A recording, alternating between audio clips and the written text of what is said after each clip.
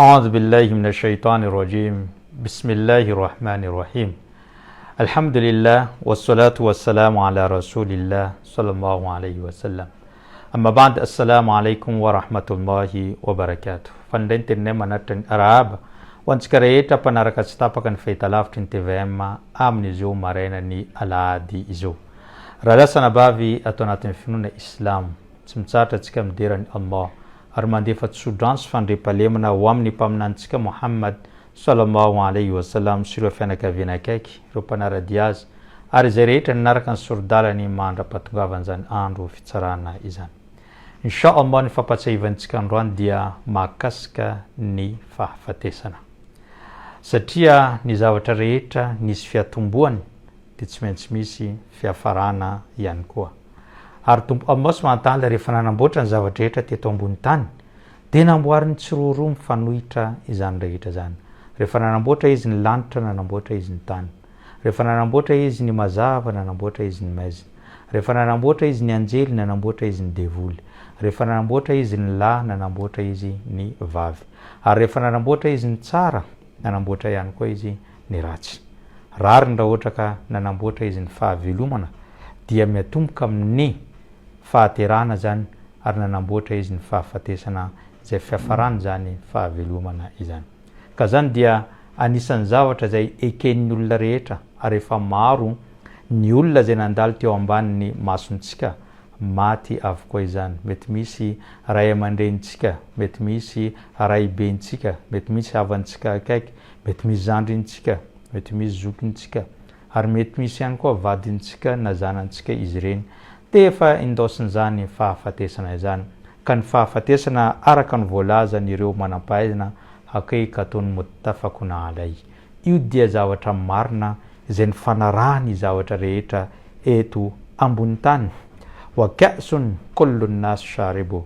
Ary ny fahafatesana dia toy ny vera anankiray misy rano ka ny olona rehetra tsy maintsy misotro amin'izany rano ao anatin'ny verina zany. Mbola nyteny ihany koa Allah subhanahu wa ta'ala nanamafy an'izany amin'ny teny manao hoe kullu nafsin dha'iqatul maut. Ary ny zava-mananaina rehetra dia tsy maintsy manandrana an'izany fahafatesana izany. Zany dia tenin'ny Allah subhanahu wa ta'ala ary tompo Allah ilay marina indrindra amin'ny teny rehetra eto ambony tany. Ary fahafatesana rehefa tonga dia tsy afaka andosirana fa ny any amin'ny toerana andosiranao mihitsy matetika no misy na ahatraranao an'izany fahafatesana izany. Ray andro tamin'ny vanim-potoanany mpaminany Sulaiman alayhi salam dia nisy ministra teo aminy. Zany hoe satria mpaminany Sulaiman izy mpanjaka, izy no mpitondra tamin'izany fotoana zany. Ka manana an'ireo mpanolotsaina izy, manana an'ireo ministra izy. Ka nisy ministra anankiray rehefa niara-mipetrapetraka teo aminy dia tonga le anjely ny fahafatesana, zany hoe tamin'io fotoana io anjely ny fahafatesana dia namana akaiky ny mpaminany Sulaimana tamin'izay fotoana zay. Ka tonga namangy azy tao anjely ny fahafatesana. Rehefa tonga namangy azy zany anjely ny fahafatesana zany dia nahita ilay ministra iny teo akaiky ny mpaminany Sulaimana dia nanara-maso azy mandra-pialany tamin'ny toerana izay namanginy an'izany mpaminany Sulaimana zany. Rehefa lasa ilay anjely ny fahafatesana dia nantany ilay ministra, ory mpaminany Sulaimana, iza ilay namana izay tonga teo fa tena nanara-maso be ana izany namana izany. Teny mpaminany Sulaimana, iny dia anjely ny fahafatesana. Iny no miandraikitra ny fanalana ny fofinaina amin'ny zavaboary rehetra eto ambony tany. Taitra mafy ary natahotra izany ministra zany. Ka nangavy tamin'ny mpaminany Sulaimana teny taminy manao hoe ory Sulaimana alayhi salam, matahotra mafy zao sao dia hiverina eto izany rangahy zany ka mangataka aminao zao izy mba alefaso any Inde, any amin'ny moské anankiray any Inde zao mba hipetrapetraka andositra sao dia hiverina eo izany rangahy zany. Ka mpaminany Sulaimana alayhi salam fantantsika tsara fa manana hery na pouvoir mandefa na mibaiko ny rivotra. Dia mibaikoa ny rivotra nitondra n'izany ministra zany any amin'ny toerana anankiray na any amin'ny moské any Inde izany. Rehefa tonga tany izy afaka 30 minitra taorinan zany. Tonga teo anatrehany mpaminany Sulaimana indray ilay anjely ny fahafatesana ka nanontany mpaminany Sulaimana alayhi salam ka niteny izy manao hoe ory anjely ny fahafatesana. Tamin'ny anao tonga teo tamin'ny maraina hozy izy nanara-maso ilay ministra teo amiko ka natahotra izy hozy izy ka niangavy mba alefa any Inde. Inona no mety ho antony nanaranao maso azy?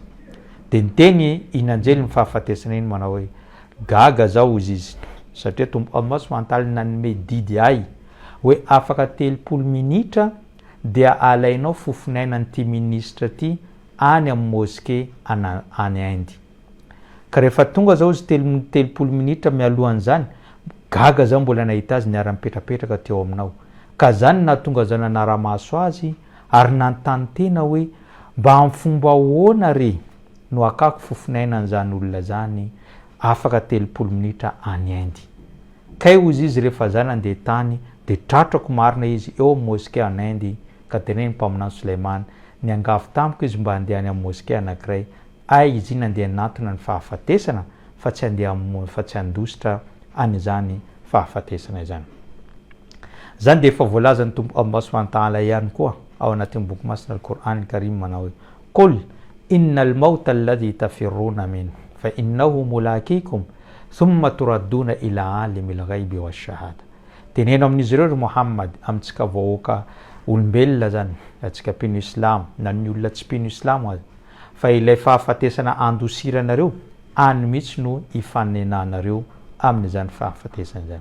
Tahaka n'ilay ministra teo netretra izy fa andositra ny fahafatesana any Inde nefa any no voasoratra hialany zany fofonainy zany. Ka indraindray ihany koa tsika manao zavatra hoe mba andositra n'izany fahafatesana zany tadidio fa tsy afaka andosiranao izany fahafatesana zany.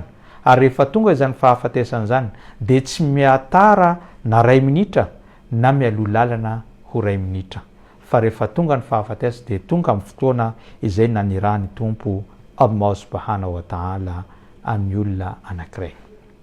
Rehefa tonga ihany koa ny fahafatesana amin'ny zanak'olombelona anankiray satria fantantsika na zamiteny na ianao miaino io de tsy maintsy andalo an'izany fahafatesana izany. Ka rehefa maty ny olona anankiray de misy zavatra anankitelo manaraka azy araka ny voalazany mpaminany sallallahu alaihi wasallam amin'ny hadis manao hoe rehefa maty ny zanak'olombelona anankiray yattabi'u al-mayt thalatha. Misy zavatra anankitelo manaraka an'izany olona maty zany. Ny voalohany zany de ny fianakaviany, ary ny faharoa ny fananany, ary ny fahatelo de ny asa soa izay nataony. Rehefa tonga izy apetraka ao anatin'izany fasana izany de ny roa amin'ireo zavatra telo nanaraka azy miverina fa ny ray ihany no mijanonao. De ny anankiroa de ny fianakaviany satria nandevina azy ary ny harenany dia miverina. Ny tobila nitondrananao, ny lamba nitondrananao, na zavatra nitondrananao de miverina avokoa amin'ny fanananao sy ny fianakavianao. Fa ny janona miaraka aminao ao anatin'izany fasana izany dia ny asa soa izay vitanao teto ambony tany na ihany koa asa ratsy izay nataonao teto ambony tany. Ka atsika rehetrarehetra de samy manana ny asa soa izay nataontsika ary manana ny asa ratsy izay nataontsika. Ka rehefa nanao ratsy ianao mialohan'ny fahafatesana tonga aminao aoka mba hibebaka eo anatreny Allah subhanahu wa ta'ala mba hahafahantsika miala ao anatin'izany fahafatesana sy ny fidirana amin'ny afobe amin'izany fotoana izany.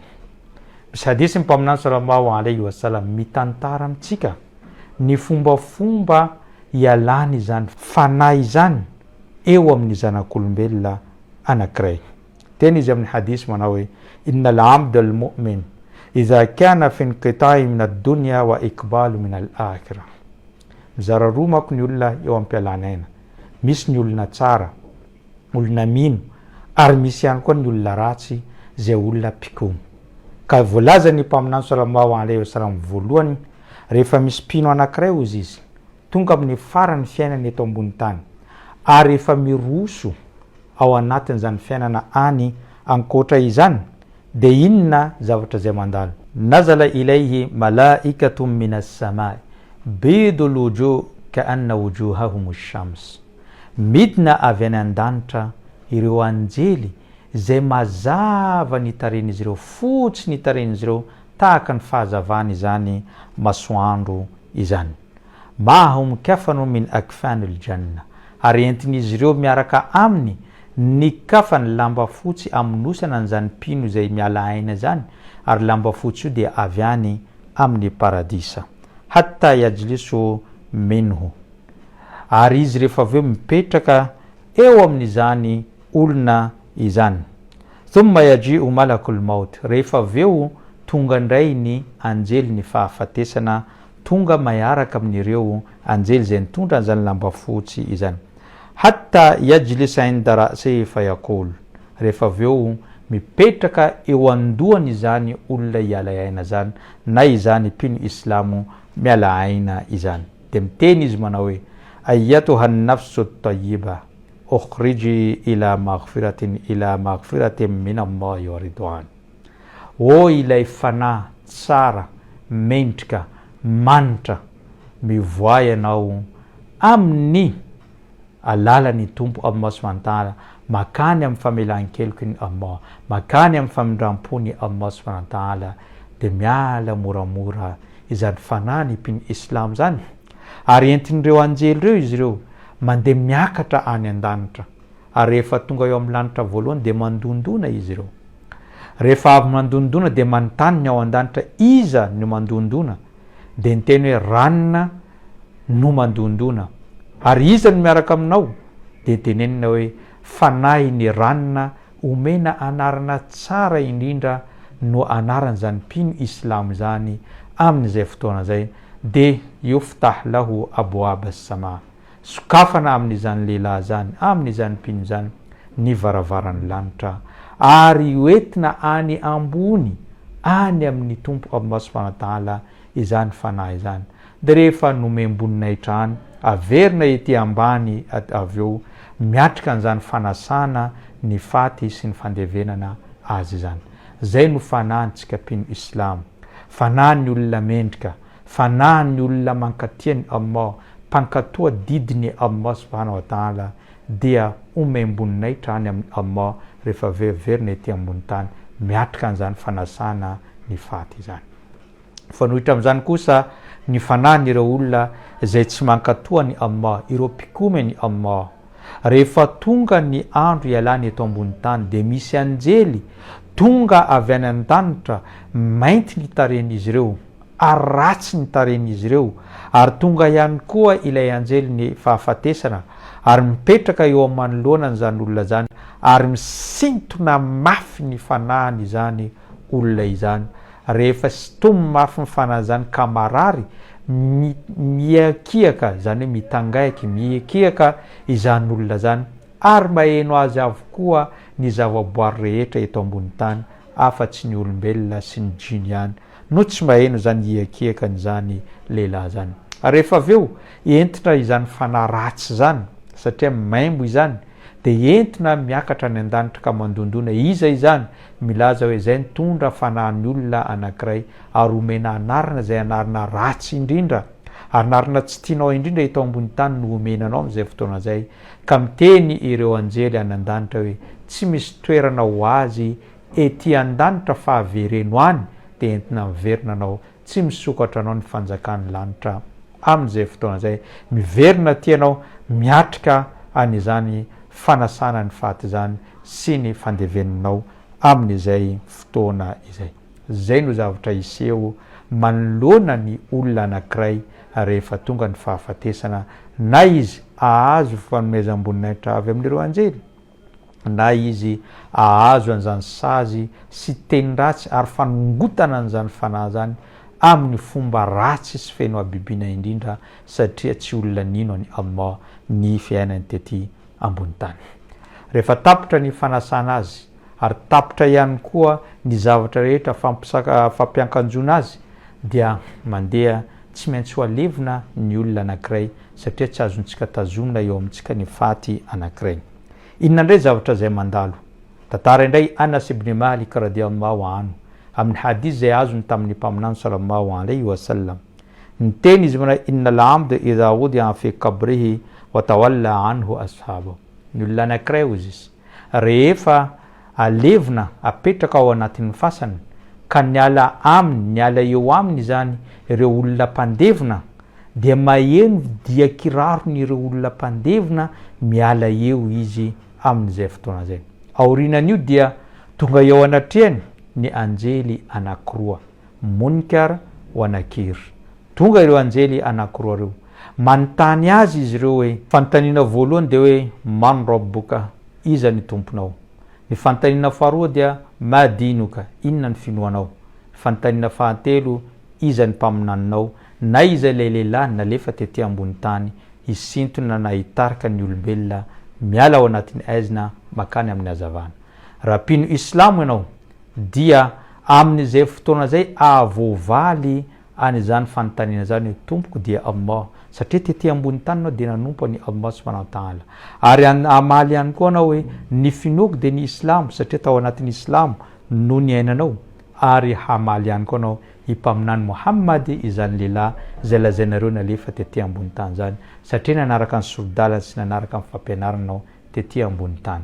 Ka amin'izay fotoana zay rehefa voavalinao ireo fanontaniana anankitelo reo dia sokafany Allah fenetra varavarakely avy any amin'ny paradisa, manomboka eo anao dia efa miaina ao anatin'izany fahasambarana zany, miaina ao anatin'izany hatsarana izany, miaina ao anatin'ny paradisa kely na dia mbola ao anatin'izany fasana zany, ary lasa malalaka be midadasika izany fasanao zany amin'izay fotoana zay. Fa mifanohitra amin'izany ihany koa ny olona ratsy, rehefa lasa ireo mpandevina azy dia tonga ireo anjely anakiroa manontany azy hoe man rabbuka, iza ny tomponao, ma dinuka, inona ny finoanao, iza ny mpaminaninao, dia tsy havita maly izy amin'izay fotoana zay. Ka raha vao tsy mahavita mamaly izy, manomboka eo ny fampijaliana izay mahazo azy, ireo anjely ireo manomboka mikapoka azy ary hikika izy amin'izay fotoana zay, maheno azy avokoa ny zavaboary rehetra ety ambony tany afa-tsy ny olombelona sy ny jiny ihany no tsy maheno hikiaka an'izany olona izay mahasazy avy ao ampasana izany. Ary manomboka eo ihany koa dia misokatra amin'ny varavarana avy any amin'ny afobe, mafana ary may izy ao anatin'izany fasana zany. Ary tsy vitan'izany fa ho tereny izany fasana izany olona zany ka mifampiditra ny tolatratrany amin'izay fotoana zay, ka eo fampijaliana mandra-pahatongavany andro fitsarana. Rehefa tonga ny andro fitsarana dia ny olona nino any Allah subhanahu wa ta'ala dia nahazo an'izany fahasambarana izany, fa ny olona zay mpikomy kosa dia mbola mitohy ny saziny aorinan'izany, satria ny olona mendrika ahazo ny bokiny amin'ny tanana havanana, ary ny olona ratsy kosa haka ny bokiny amin'ny tanana havia amin'izay fotoana izay. Amarantsika azy raha lasana vavy anatin'ny finoana islam dia teneny ny mpaminany sallallahu alaihi wasallama amin'ny hadis manao hoe idha mata ibn adam inqata'a min amalihi illa min thalatha. Rehefa maty ny zanak'olombelona anankiray dia tapitra hatreo ny asa izay ataony, afa-tsy ny asa anankitelo ihany dia mbola misy fitohizana aorian'izany fahafatesana zany. Ny asa misy fitohizana zany mbola ahazonao valisoa amin'ny tompo Allah subhanahu wa ta'ala, eny na dia efa maty azy anao, efa mipetraka any anatin'izany fasana izany. Ka aoka antsika amin'ny fahavelomantsika izao hanararoatra amin'ny reto asa anankitelo reto, fa ireto mbola misy fitohizany na dia efa any ampasana azy atsika. Voalohany amin'izany tenen'ny mpaminany sallallahu alaihi wasallam sadaqatul jariya, ny fanomezana izay misy fitohizany izay nataon'ny olona anankiray. Ny fanomezana misy fitohizany dia ohatra ny olona anankiray nanamboatra moské, ka rehefa maty izy mbola misy olona manao sola ao anatin'izany moské zany, na misy olona anankiray nanome fanomezana vovo rano fisotro madio, dia rehefa maty izy mbola misy ihany ny olona ty aoriana misotro rano amin'izany rano fisotro madio amin'ny vovo zany, dia mbola mitohy hatrany izany karazana fahasoavana azon'ny olona zany, na dia efa any ampasana azy izy amin'izay fotoana zay. Tahaka an'izay ihany koa ny olona nanome fanomezana tapi ao amin'ny moské, na dia maty izy aza fa mbola misy manao soala azy amin'izany tapi zany, dia mbola ahazo valisoa izany olona zany. Ka ny sadaqatul jariya, fanomezana misy fitohizany mikorina aorian'ny fahafatesantsika dia tokony ho ataontsika zanak'olombelona.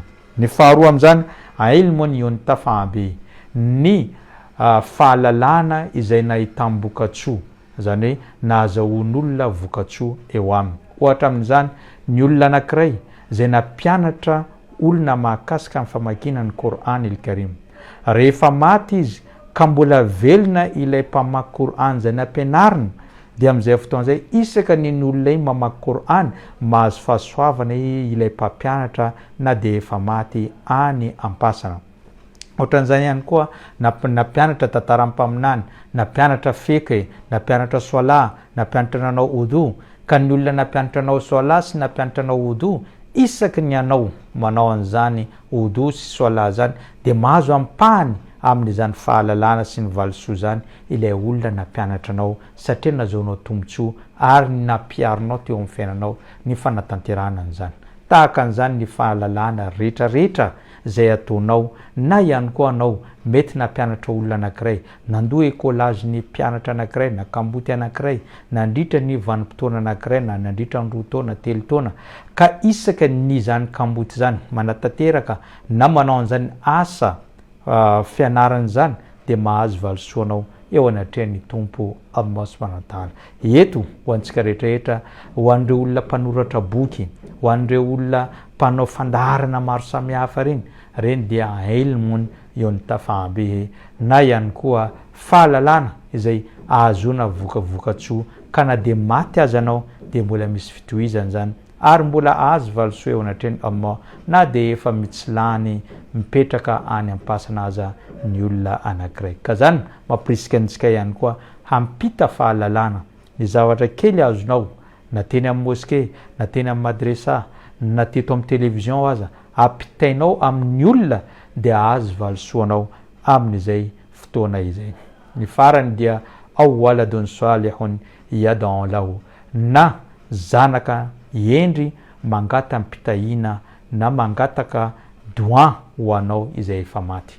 Ho antsika ray aman-dreny ampianarino zaza, satria raha nampianarinao zaza ka tojo fahafatesananao dia na dia matory any ampasana azy anao, isaka ny vita soala, isaka ny mahatsiaro izany zaza zany, manao doa tsara ho anao dia hitohy ary tonga any aminao foana izany doa izay ataony zanakao zany, satria nampianarinao amin'ny zavatra tsara izany izaza zany. Tantara iny mpaminany sallallahu alaihi wasallam, amin'ny andro farany ozy izy dia misy olona ho gaga noho ny voninahitra omeny Allah azy ao amin'ny paradisa. Dia antany tena izy ary antany Allah, ry tompo Allah, fa hoana ty voninahitra lehibe misy ahy aty amin'ny toerana aty? Dia teneniny tompo Allah subhanahu wa ta'ala, izany voninahitra zany azonao noho ninona vokatra ny zanakao izay tsy nitsatra nanao doa taminao, isaka ny vita soala izy dia manao doa, isaka ny mahatsiaro izy dia manao doa, ka vokatra ny doa izay nataony zanakao zany ampiakarinay ny voninahitra ao androany ao anatin'izany paradisa zany. Ka ho anao ray aman-dreny, tianao ahazo voninahitra ambony, tianao homendrim-pidirana eo anatrehan'ny tompo Allah subhanahu wa ta'ala, tianao ahazo valisoa tsy tamboisaina, na dia any ampasana azy anao, na dia efa maty azy anao, ampianariny zanakao mba angataka doan-tsara ho anao rehefa mandalo an'izany fahafatesana zany ianao. Zay no zavatra telo na asa telo mbola mitohy aorian'izany fahafatesana zany, araka ny fanambarany nataony mpaminany sallallahu alaihi wasallama. Amarantsika azy raha lasa nabavy anatin'ny finoana islam, ny fahafatesana dia tsy maintsy ho avy, ary ny fahafatesana zany efa namakivaky atsika ka naka ny olona teo akaikintsika, ary indray andro izy io mbola makivaky ny olona eo akaikintsika tonga hakantsika ihany koa izany fahafatesana zany. Ka tsara ny mahatsiaro matetaka an'izany ary mba mibebaka rehefa mahatsiaro an'izany, satria rehefa tonga azy io tsy miverina intsony. Ary teneniny mpaminany sallallahu alaihi wasallam, akthiru min dhikri hadhimi ladhati, aoka anareo ozy izy dia hankamaro ny fahatsiarovana an'ilay mpandrava ny fahafinaretana eto ambony tany, tsy ninakory zany fa ny fahafatesana. Zay ngamba no fandarantsika tamin'ity androany ity. Isorako anao ninaraka an'izany hatranam-piandohana ka hatrao amin'izao fiafaran'izao, ny tenako dia mametraka mandrapitafa ho amin'ny alahady herinan'ito izao. Wassalamu alaikum wa rahmatullahi wa barakatuh.